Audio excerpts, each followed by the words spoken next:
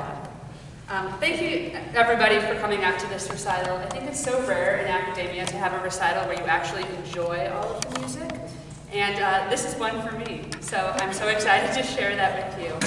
The first piece is a flute sonata by J.S. Bach, and I could talk about Bach, but it's my recital, so I'm going to talk about myself. The first time, Bach had lots of recitals. The first time I ever learned a Bach sonata was the Bach sonata in E minor.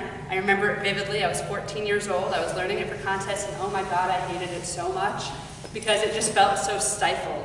It felt like I couldn't express anything, and that's just not who I am as a musician. Even at 14 years old, I wasn't like that.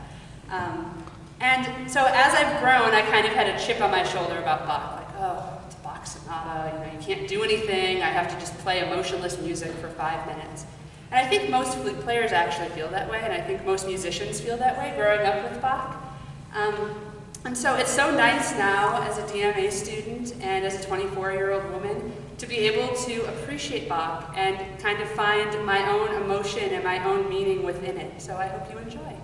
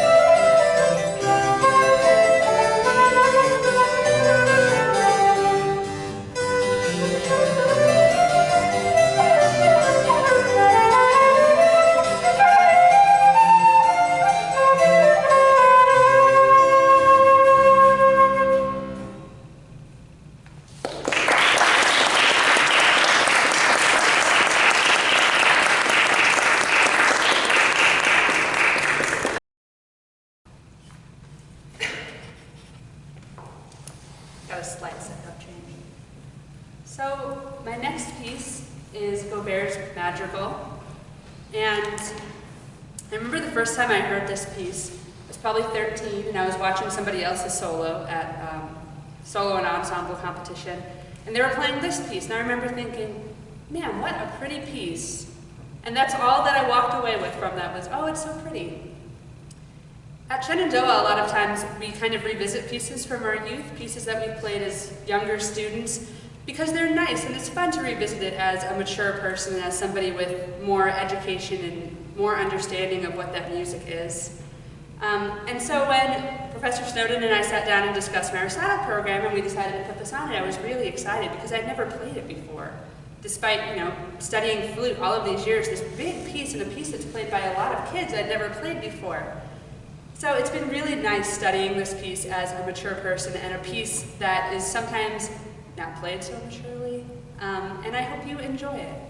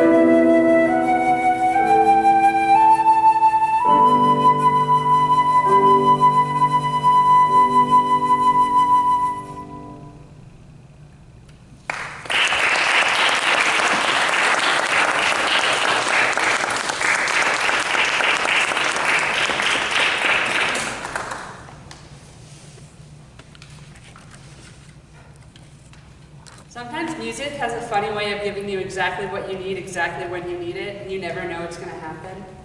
And about a month ago, I was in a bad situation that kind of left it battered and bruised mentally and physically.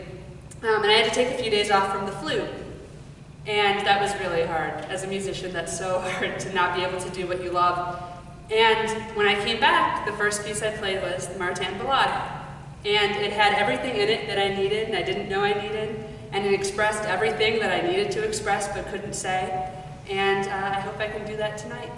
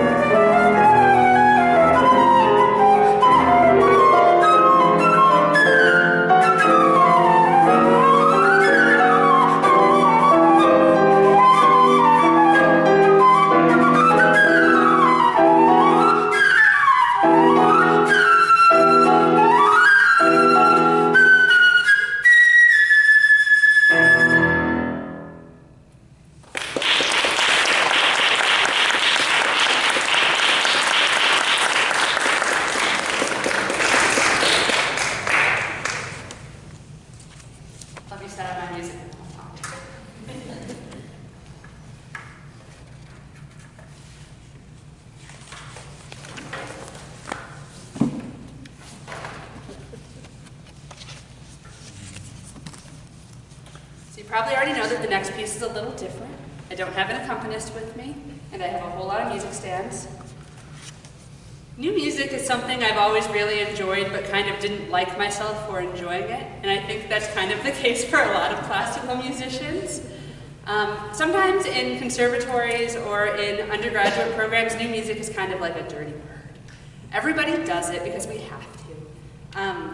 But for some reason, some people just think that liking new music or enjoying new music means that somehow you don't like respect the classics, the classical music.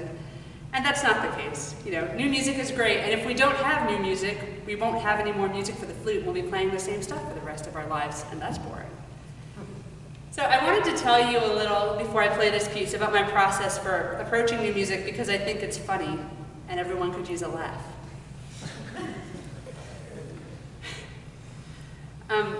I always have these grand ideas when I hear a piece of new music, and I'm like, oh, I'm gonna learn that, I love it, you know, that like spoke to my soul, and I'm gonna learn it, and I buy it right away. And then it sits on my shelf for like at least 2 years. This one's been there since like 2012, so 5 years. And I don't know what it is about it, but it's so intimidating. Like, look at all those pages, and all these markings are funny, and it's intimidating to learn. And then at some point, I get some urge to learn it, and I go through and I learn the techniques, and I kind of figure out what the piece is about. I decide again that I love it, and then it goes up back on the shelf for a while, until someone tells me I have to play it on a recital, and then I learn it. So last December, when we made my program, and I gave Professor Snowden a list of options of music, I included this one on it because I thought, man, I could really use some use out of this. It cost me like 20 bucks, I might as well play the piece. And we decided to play it. So I love it, you know, I love new music, and it's a piece that I think really kind of represents the fun that new music can be, and I hope you all enjoy it.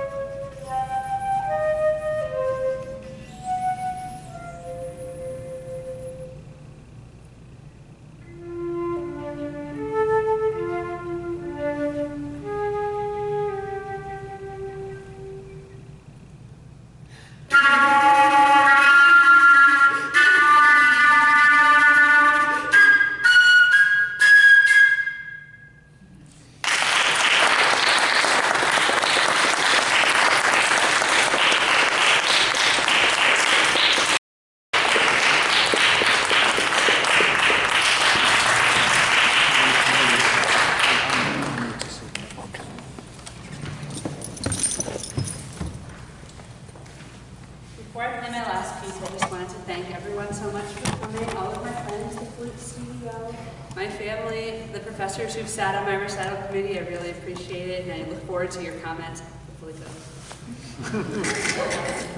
Hopefully. The last piece of my program is one that's special to me, but they all kind of are special to me, so I should really stop saying that now. Taktakishvilli was a Soviet composer, and I have a special place in my heart for Soviet music. I'm not sure exactly what it is, because Soviet composers were very regulated, and they had to adhere to pretty strict guidelines as to what they could compose. And after they composed a piece, it was actually sent off to a composer's forum who made edits for them and then sent it back and said, basically, if you don't do these, we won't publish it. So a lot of Soviet music actually sounds really similar because they had all of these guidelines. But I think what's fun and what I love about Soviet music is trying to find the composer's voice within the piece. Because you can find it, it's there, underneath all of the Soviet stuff and all of the Russian folk music that we hear, which I love, but that's not the composer necessarily speaking. And in this one, I think Taktakishvilli's voice is in the second movement, so I hope you enjoy it.